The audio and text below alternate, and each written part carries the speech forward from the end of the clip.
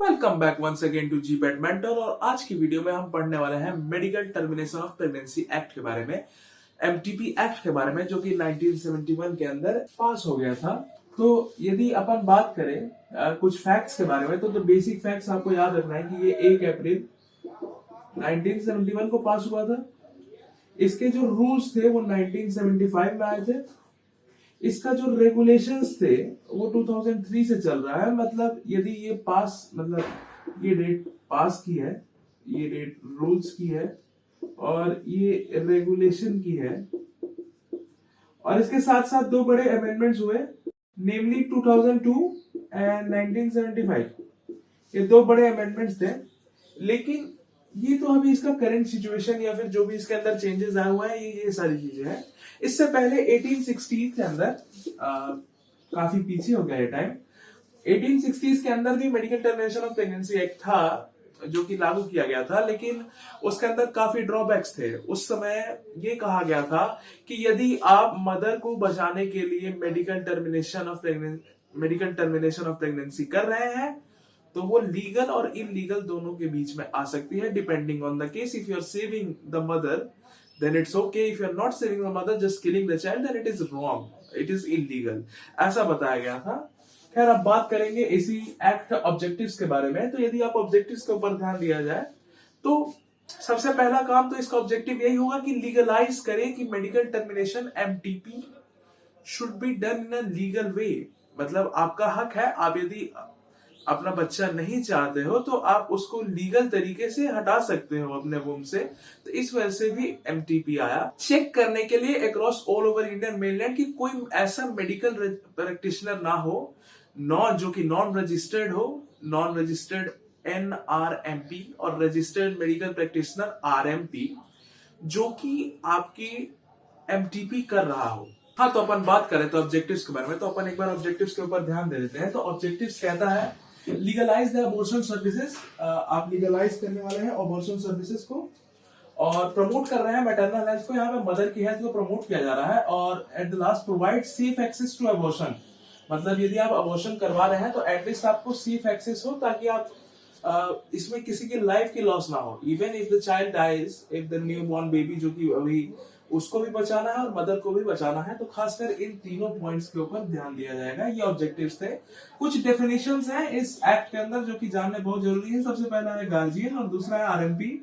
RMP का full form registered medical practitioner है। और जो गार्जियन है, गार्जियन का मीनिंग ये है कि यदि जो प्रेगनेंसी है, यदि किसी माइनर के केस में है, 18 ईयर से कम की एज का है या फिर ल्यूनेटिक है, अंडर इंडियन ल्यूनेसी एक्ट के अंदर यदि वो ल्यूनेटिक क्लेम किया जा रहा है, तो एक गार्जियन उसके साथ होना चाहिए, जो कि फॉर्म सी को, ये फॉर्म है फॉर्म सी, इसको कंसेंट फॉर्म कहते हैं, जिसको साइन करना बहुत जरूरी होता है फॉर मेडिकल एमटीपी करवाने के लिए।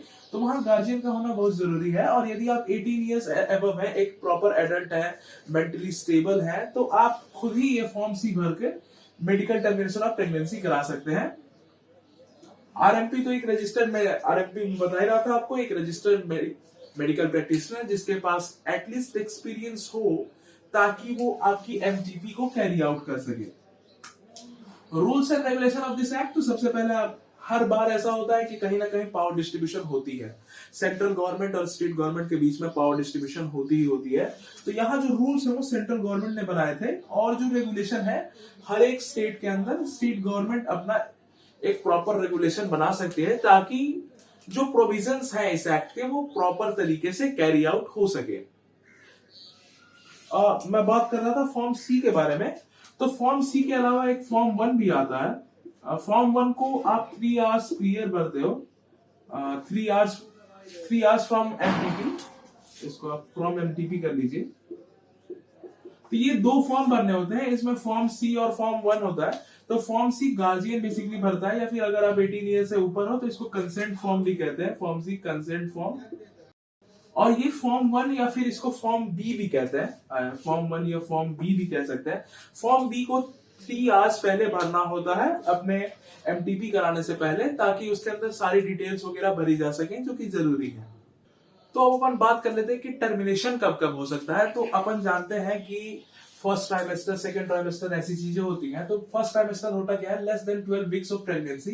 तो इसके अंदर आप करा तो सकते हैं, मतलब आप एमटीपी करा सकते हैं, लेकिन यहाँ पे सिर्फ एक आरएमपी, 1 आरएमपी की ही परमिशन आपको चाहिए होगी, या फिर एक सिंगल आरएमपी के होते ही आप अपनी एमटीपी करवा सकते हैं। मतलब फर्स्ट ट्राइमेस्टर के अंदर ऐसा होता है।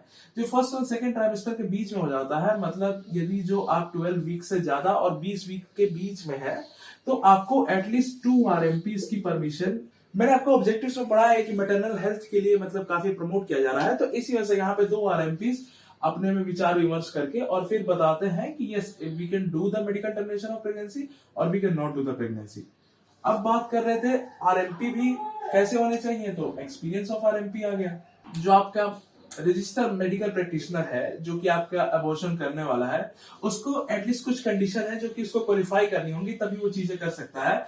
He should must have 3 years of experience in gynaecology and obstetric. मैं एक्सपीरियंस मिस कर गया, आप लोग लिख लीजिएगा जब आप नोट डाउन कर रहे हैं तो। 3 years in gynaecology and obstetric. Obstetric मतलब काटपीट वाला काम है यहाँ पे। And second, should have completed 6 month of house in surgery। At least उसको जब आप बेसिकली एमटीपी यहाँ पे सर्जरी सही हो रहा है, सिजेरियन सर्जरी से तो उसको निकाला जा रहा है, तो should have completed 6 month of house in surgery, must hold a PG degree in gynecology, या फिर गायनेकोलॉजी में उसको पीजी डिग्री होनी चाहिए। must have 1 years of practice in gynecology, मतलब 1 साल।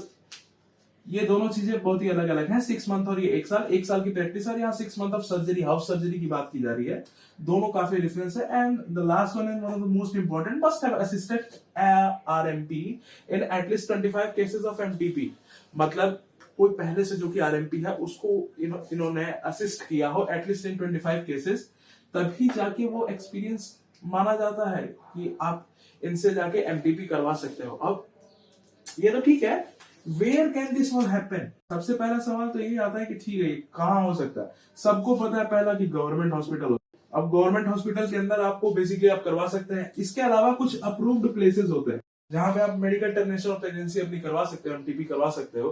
तो जो अप्रूव्ड प्लेसेस है, इनके भी अप्रूवल के लिए कोई ना कोई तरीका होता होगा, तो वो भी आपको बताया जा रहा है। तो अप्रूवल के लिए आप पहले एक एप्लीकेशन लिखते हो, yes we are qualified doctors.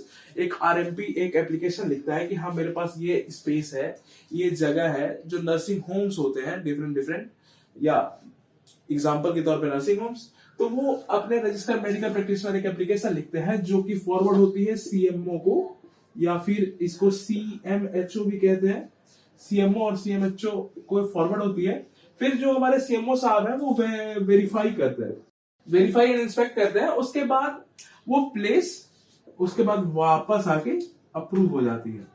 तो आपको एक अप्रूव्ड प्लेस पे भी यदि आपको मेडिकल टर्मिनेशन ऑफ प्रेगनेंसी करानी है, तो उसके लिए सबसे पहले अप्रूव्ड प्लेस को अप्रूव होना पड़ेगा। तो अप्रूव होने के लिए पहले एप्लीकेशन देंगे सीएमओ सीएचओ को, वो आके वेरीफाई या इंस्पेक्ट करेंगे। उसके बाद वो प्लेस अप्रूव होती है। अब इस अप्रूवल में क्या होता है कि उनको बेसिकली सर्टिफिकेट मिलता है। ये थोड़ा एक लॉन्ग प्रोसेस है, लेकिन फिर भी ठीक है। मतलब these are the approved places other than government hospitals. तो जो आपको ये सर्टिफिकेट प्रोवाइड हो रहा है, ये बेसिकली एक डीएलसी प्रोवाइड कराती है, district level committee, approved places बताने के लिए। तो जो डिस्ट्रिक्ट लेवल कमेटी है, इसमें टोटल 5 मेंबर्स हो सकते हैं, अप टू 5 मेंबर्स, जिसमें से एक सर्जन, एक वुमेन का होना बहुत जरूरी है, और तीसरे हमारे सीएमओ साहब को जिसके चेयरपर्सन होते हैं। तो जो डीएलसी है उसको हॉस्पिटल फॉर्म ए भर के देता है। आपको ध्यान देना है, फॉर्म ए। मैंने अभी तक सिर्फ आपको जब लास्ट टाइम बता रहा था तो मैं फॉर्म बी और फॉर्म सी के बारे में बता रहा था। फॉर्म ए है। फॉर्म ए के अंदर अप्रूव्ड प्लेसेस की एप्लीकेशन भेजी जाती है डीएलसी को। जो डीएलसी है, मतलब सीएमओ को आपने भेजा, तो सीएमओ के पास एक कमेटी है जिसका नाम डीएलसी है, डिस्ट्रिक्ट लेवल कमेटी।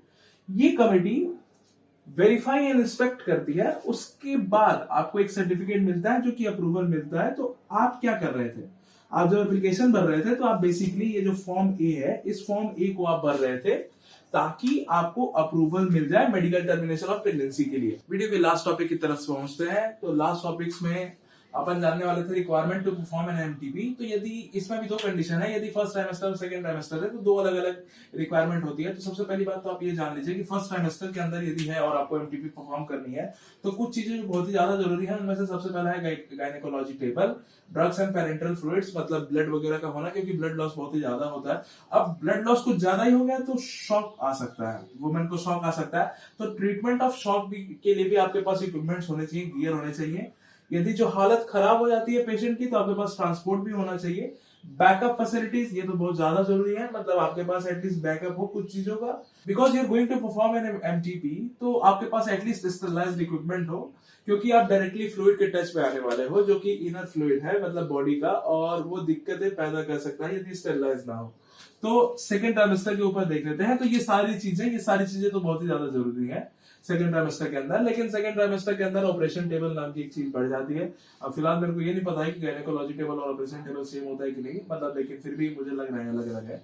और वन थिंग जो कि बहुत ज्यादा नेसेसरी हो जाती है वो है एनेस्थेटिक। आपको ये भी पता होना चाहिए कि एनेस्थेटिक देने के लिए अलग से डॉक्टर या फिर अलग से नर्स या फिर एक पर्टिकुलर पर्सन होता है जो कि एनेस्थेटिक का डोज परफॉर्म करता है या फिर देता है किसी भी एक पेशेंट को। तो ये भी होना बहुत ही ज्यादा जरूरी है यदि आप सेकेंड ट्राइमेस्टर की बात कर रहे हो, अर्थात 12 वीक से 20 वीक्स के बीच में। जब इतनी सारी चीजें एक हॉस्पिटल या फिर एक अप्रूव्ड प्लेस के ऊपर हो रही है तो उसके रिकॉर्ड्स रखने भी जरूरी है। तो रिकॉर्ड्स भी रखने जरूरी है, तो ये रहे रिकॉर्ड्स।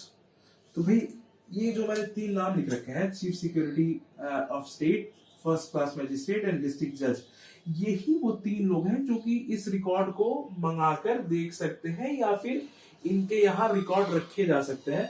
2020 के अंदर जीपेट के अंदर एक सवाल आया था कि ये रिकॉर्ड्स मेंटेन कौन करता है। उनके 4 ऑप्शन में से एक ऑप्शन ये भी था, owner of the approved place, या फिर owner of the place where, मतलब MTP is going to be happen. तो वही आंसर था कि who maintains the register, who maintains the record, या फिर रजिस्टर कौन मेंटेन करता है। तो आपके पास एक सीधा दिमाग में आना चाहिए, ओनर ऑफ द प्लेस।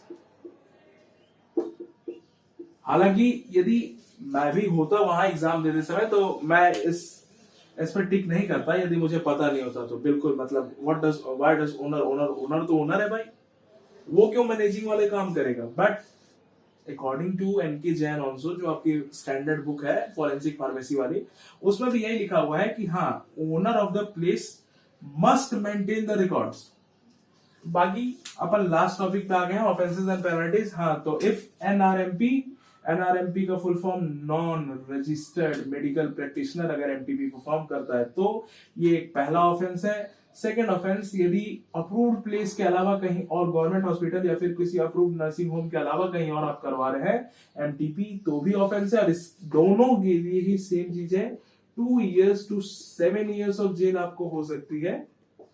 बाकी अपना जो थर्ड आता है, if you do any kind of contravention in provision of the act, मतलब यदि आप स्मूथ फ्लो को रोकते हो इस एक्ट के तो आपको एटलीस्ट 2000 रुपीज तक का फाइन लग सकता है। तो आज के वीडियो में बस इतना ही। जीपेट मेंटर के साथ जुड़े रहने के लिए बहुत बहुत धन्यवाद। वीडियो को शेयर और चैनल को सब्सक्राइब करना ना भूलें। तब तक के लिए अलविदा।